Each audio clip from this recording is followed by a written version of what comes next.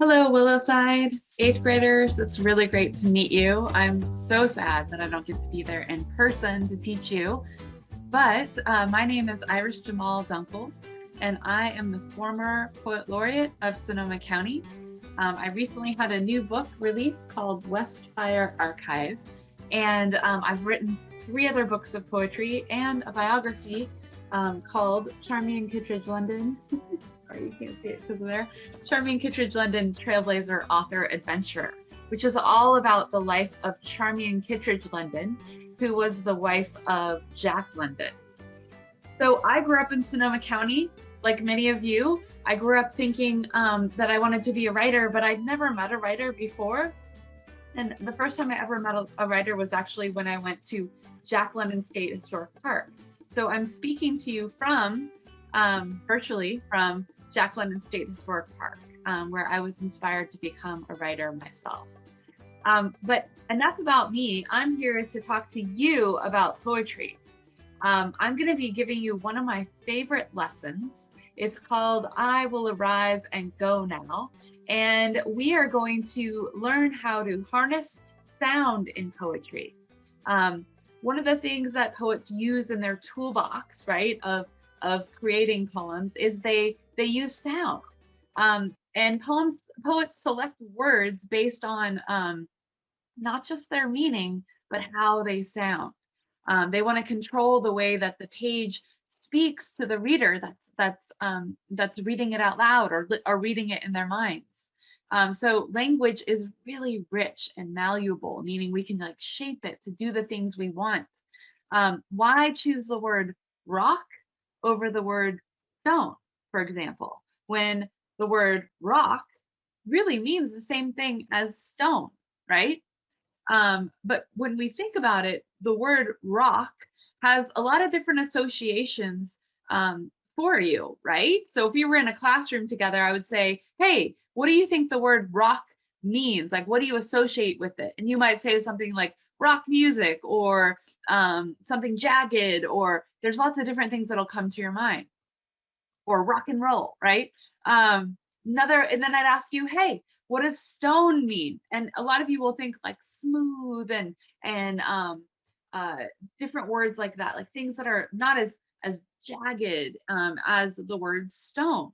And a lot of that has to do with the way that we say the words. So right now, I want you to repeat after me and say the word rock. Did you do it? What did it sound like in your mouth? Rock, right? It's hard and jagged. Whereas when you say the word stone, go ahead and say it. Stone, right? The S and the N sound, right? They sound more smooth, right? Which word sounds more powerful to you?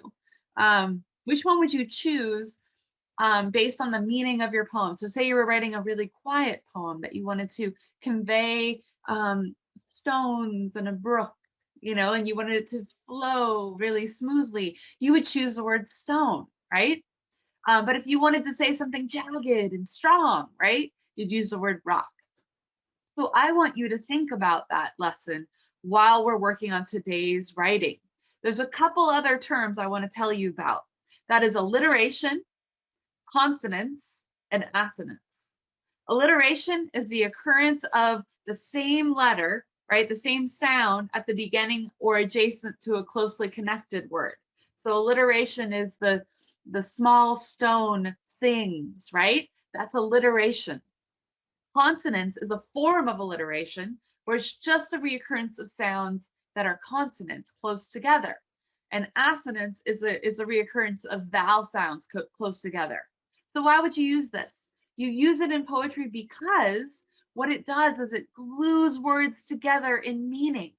We're going to take a look at a poem by William Butler Yeats in just a second called The Lake Isle of Innisfree, and we'll talk about how he's using sound to harness meaning in his poem. So William Butler Yeats is an Irish poet, and he was writing about, he wrote this poem in the early 1900s, and he wrote it about a place in Ireland that he was very far away from. So when he wrote it, he was in England. And I don't know if you guys know this, but England colonized Ireland. And so When Yeats had to be in England to become a poet, he was so distraught and missing his homeland, right? And so he wrote this poem in remembrance of a place he used to go as a child. This is the Lake Isle of Innisfree. I will arise and go now, and go to Innisfree, and a small cabin build there, of clay and wattles made. 9 bean rows will I have there, a hive for the honey bee, and live alone in the bee loud glade.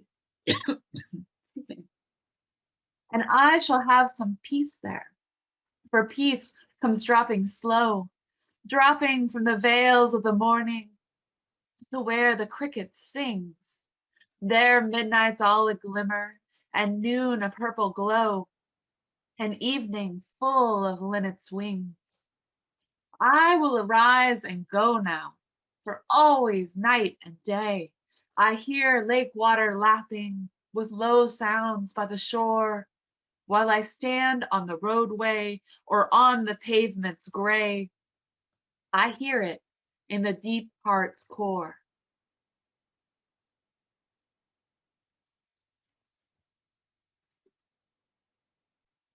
All right, so let's take a second to think about what Yeats is saying in this poem and also how he's conveying those feelings he's having about the Lake Isle of Innisfree to us.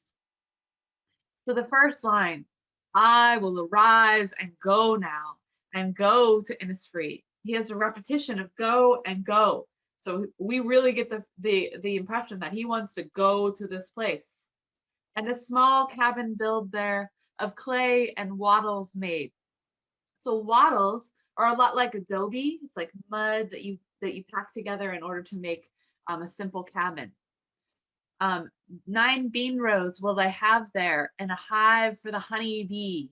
You guys hear the alliteration there, the consonants, hive, honey, right? Um, that's so that we feel the flowing feeling of that line. And then, and live alone in the bee loud glade, right? So the last 3 syllables are single words, like a heartbeat. Be loud glade. That's the first stanza.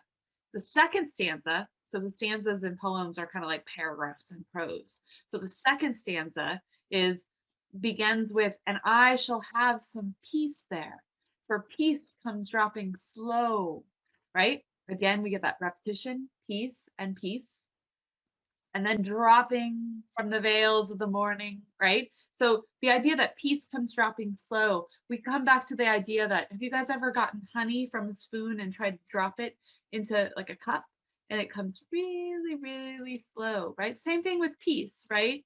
If you guys are really stressed out, right? And someone's like, chill out, just relax. You can't just like relax. I'm relaxed now, right? You can't, right? It takes a little while to settle down, okay?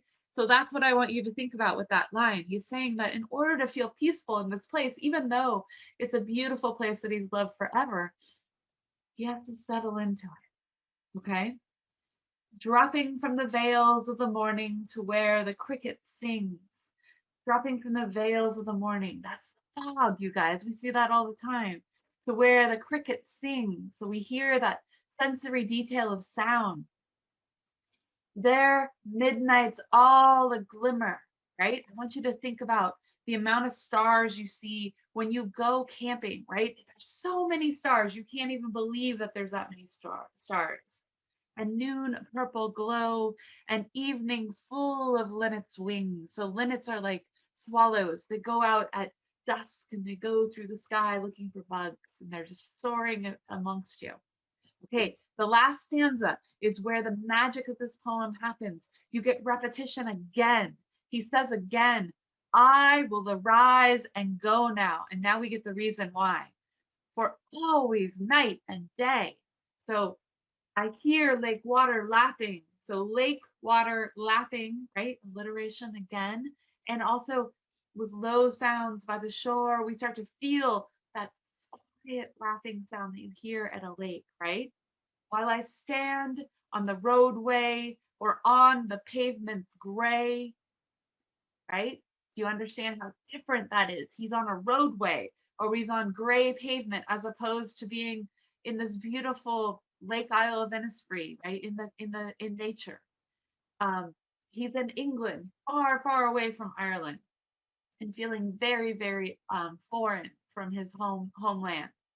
And he hears this place in his deep heart core. Again, we get that single syllable, right? A single syllable, like a heartbeat at the end. So, are you ready to try writing yourself? So, today, these are your directions for writing. I would like for you to write about a place like Innisfree that is special to you in some way. So, I want you to be thinking about that while I read you one more poem, okay? This is a poem that I wrote about Jack London State Park, which I've already told you is one of my favorite places. It's about a photo that I've seen of Charmian Kittredge London, Jack London's wife, standing in the ruins of Wolf House. And Wolf House is the house that she and Jack built that burned to the ground before they could move in. And part of the reason why I wrote the book on her is because she was forgotten from history. Like if you went to the park a few years ago, you wouldn't have seen her story told at all. And so that's what started me writing this book. So my poem, kind of like Yeats' poem, is passionately engaging with a place as a way to tell a story, a more important story. So unlike Yeats, I'm not alienated from my country, right? But I am someone who saw that Charmian London was alienated from her life. And so this poem is called Smiling into the Ruins of Wolf House. There are the tall trees that blaze in the night, hungry rockets of blue fire. Then there is the smoke that lingers like a question for years to come. What's left after the great fire are stones, still blackened and stacked, murmuring moss. When the photographers come to the ranch, he's been dead 30 years. Charmian stands tall in the doorway where once they had imagined a door, wearing a sweater the color of sky. She is smiling at the camera. She is surrounded by ruins. You won't know this photo. This isn't the understory that was left to survive under the forest that's grown up around this ruin. It isn't written on the placards at the state park. It has been buried in the innards of a cement building. Still, there she is at the threshold. Not a door, something more, something that seeds us as we pass. All right, you guys. So that's my example of a poem, right? And it's written off of that photograph that I found that it really no one had ever seen before. Not many people had seen before of Charmian smiling into the ruins of Wolf House. And I'll include that poem in your packet in case you want to read it yourself, along with the Yeats poem. So you can seek inspiration from those two poems. And but now what I'd like you to do is to actually spend some time writing. So have you had a chance to think about what that place is that you want to write about? Hopefully it's a place that's special to you. Um, it can be a place where, place that you really love, where you feel like you can be yourself. Or it can be somewhere that, you can't stand, somewhere you hate, right? You just need to invoke a strong feeling, okay?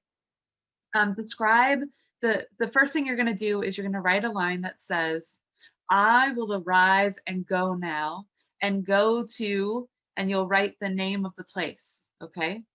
And then I want you to describe that place in great detail. Try to control the way the reader feels about this place by choosing which words you use based on their sound. If you want them to feel smooth and comfortable, use S sounds and N and M sounds, right? Smooth letters. If you want them to feel stressed out, use R's and K's, right? Strong and T's, right? Things that are going to make them feel cacophonous in that space. I want you to use sensory detail to describe what this place looks like. So tell me, um, what do you see when you look around this place, right? What do you hear? What does it look like?